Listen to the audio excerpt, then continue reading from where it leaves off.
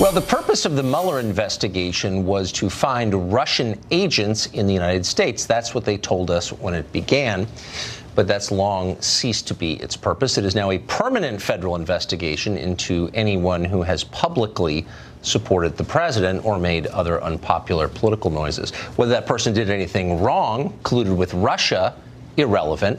Being the subject of a federal investigation, anyone who's been that can tell you, is enough to wreck your life. Roger Stone has learned that lesson. He has not been indicted for anything. He says, though, that being investigated by Mueller has pushed him to the brink of bankruptcy. Roger Stone joins us tonight with that account. Roger, thanks very much for coming on.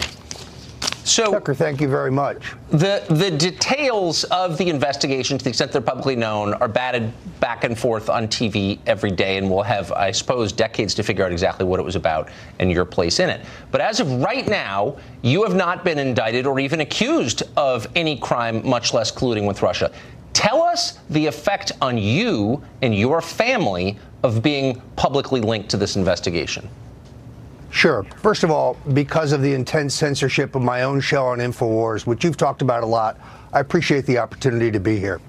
I've been under a 2-year microscope in which every aspect of my life has been examined: my personal life, my family life, my private life, my business life, my political life.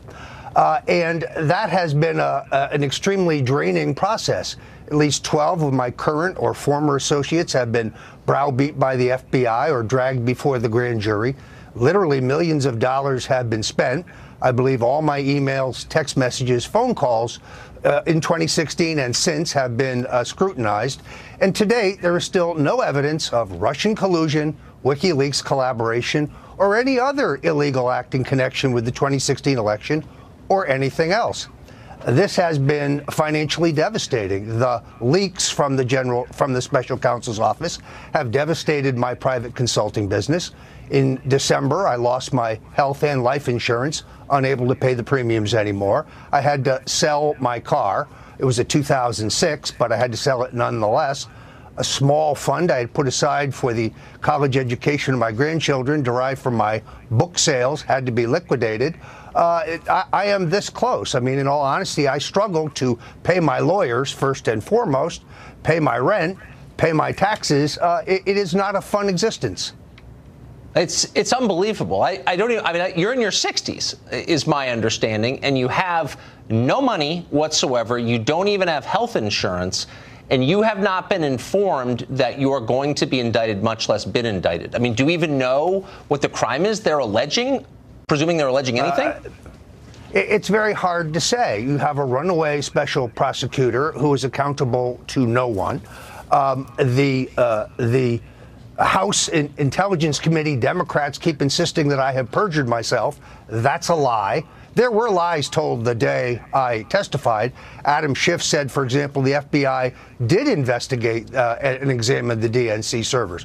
But my testimony is both accurate and truthful. But I'm not even allowed to have a copy of it, Tucker. I'm not even allowed to examine it. My lawyers can go examine it in a sealed room in Washington, but they're not allowed to take notes. 4.5 hours of voluntary testimony. So, as I say, the financial cost has been more than $500,000, projected to be substantially more because I'm being sued by the Democratic National Committee for non-existent Russian collusion. I am still being investigated by the Senate Judiciary and Intelligence Committee, and now Congressman Schiff is gearing up a new investigation, still having come up with nothing. I have had to rely on a legal defense fund, stonedefensefund.com. It is only through the help of good citizens and patriots and supporters of the president that I am able to fend these people off. So I just wanted, before we get the Mueller report, I just wanted this on tape, on the record. You know, they better charge you with the Kennedy assassination at the end of the day after doing this to you, or anybody. That's the point. I'm not here to defend you personally. I'm here to defend all Americans who are not indicted against having their lives destroyed by someone who's not accountable to anybody. It's a total outrage, I think. Anyway, well, Roger Stone, last word to you. It is, certainly. Here's the most important thing, Tucker. No matter how much pressure they put on me, no matter what they say, I will not bear false witness against Donald Trump. I will not do what Michael Cohen has done and make up lies to ease the pressure on myself. You know, my God and a great wife and my great family see me through this. honestly, I hope I would have the integrity that if the roles were reversed and a Democrat was in the White House and this was happening to one of his supporters who had not been accused of any national security violation, that I would defend his right not to be destroyed, because I really mean it. Roger Stone, God bless. Thank you, Tucker.